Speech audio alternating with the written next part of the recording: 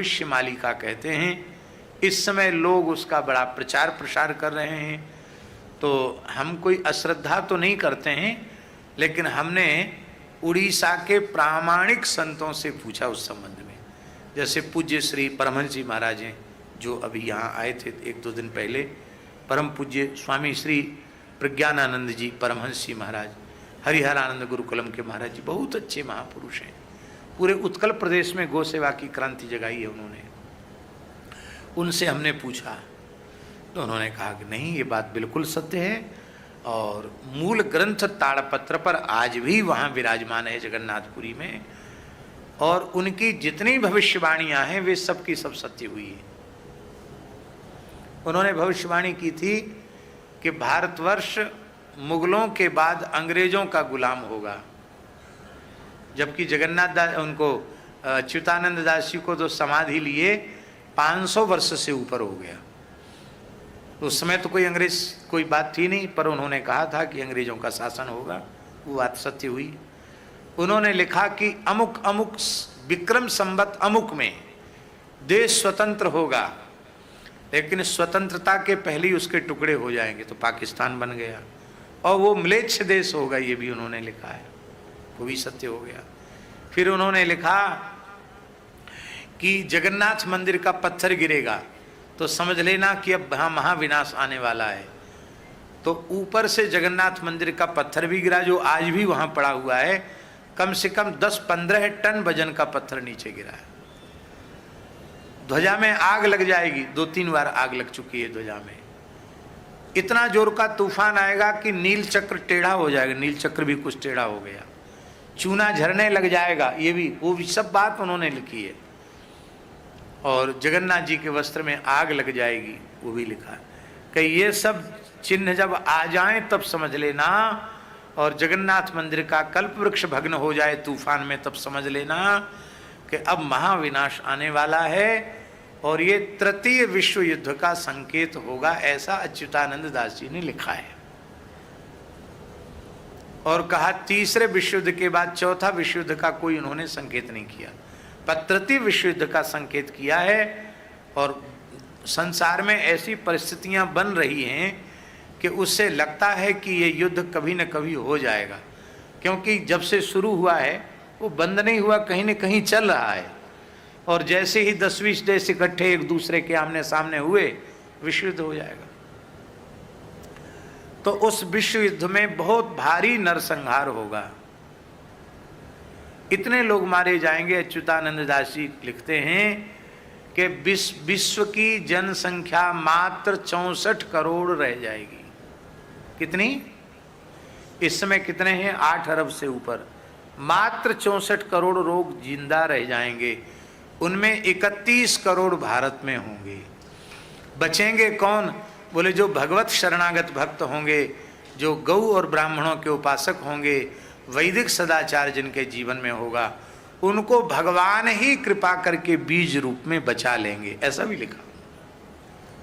इसलिए कहा भगवान नाम का जप करो, त्रिकाल संध्या करो, यूं करो त्यों करो, और भगवत शरणागत हो जाओ, सावधान हो जाओ, तो भगवान तुम्हारा नाम लिस्ट में लिख लेंगे और तुमको बचा लेंगे, नहीं तो फिर तुम्हारी तुम जानो, विनाश तो होने वाला है।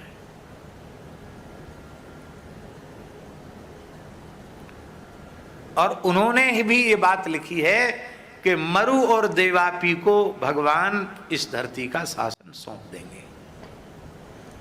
अब इसमें थोड़ा सा अंतर यह आ रहा है कि कलयुग के आखिरी चरण में भगवान का अवतार होना है और मरु देवापी तभी आने हैं, ऐसा ही हमारे पुराणों में लिखा है। तो ये कैसे होगा, इस संबंध में भी उन्होंने प्रश्न भी किया है अपने मूल ग्रंथ में, और उसका समाधान भी किया है कि जितना अधिक पाप बढ़ेगा तेजी से, उतनी अधिक कलयुग की आयु नष्ट होगी। और सोमवती अमावस्या, सूर्य ग्रहण, चंद्र ग्रहण आदि से कलयुग की आयु कम होगी। कम होते होते इतनी कम हो जाएगी कि इस तृतीय विश्व के युद्ध के बाद भगवान कल्कि का प्रभाव दिखाई पड़ेगा, और 1000 वर्ष के लिए कम से कम फिर से समय बदल जाएगा, ऐसा। और श्री सूरदास जी ने भी एक पद में इस प्रकार की बात लिखी है, वो पूरा पद हमें याद नहीं है, कहीं लिखा तो था लेकिन भूल गए, शायद सीता शरण जी के पास होगा तो पता नहीं। रे मन धीरज क्यों न धरे, ये सूरदास जी का पद है। यदि आजकल लोग मोबाइल चलाना जानते हैं, उसके विशेषज्ञ हैं, यदि कोई इस प्रकार का विशेषज्ञ हो और उसमें खोजना जानता हो, रे मन धीरज क्यों न धरे, सूरदास जी का पद, शायद हो सकता निकल आवे। हम जानते नहीं उस विषय में, लेकिन आजकल लोग खोज लेते हैं, शायद निकल आवे। तो वो उसमें ऐसा है, रे मन धीरज क्यों न धरे, संबत 2000 के ऊपर ऐसा काल परे, पूर्व पश्चिम उत्तर दक्षिण 34 प्रजा मरे। सूरदास जी लिख रहे हैं। और इसमें लिख रहे हैं, सहस बरस लग सतयुग व्यापे, ये पूरी महामारी के बाद, मरने के बाद फिर सहस बरस लगी सतयुग व्यापे, 1000 साल के लिए धरती पर सतयुग जैसा समय आ जाएगा। सहस बरस लगी सतयुग व्यापे, धर्म की बेल फरे,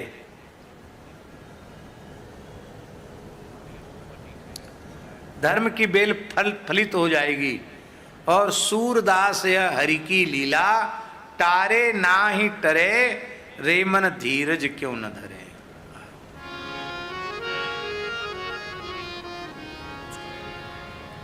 चलो भैया, ये तो बड़ा लंबा है। हैं?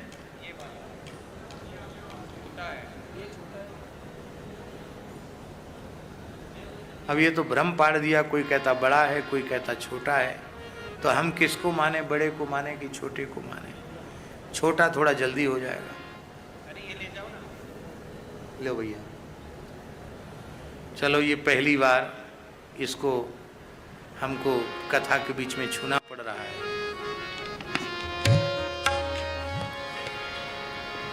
पद संख्या 180 पद है, ऐसा इसमें लिखा है। रे मन धीरज क्यों ना धरे, रे मन धीरज क्यों ना धरे,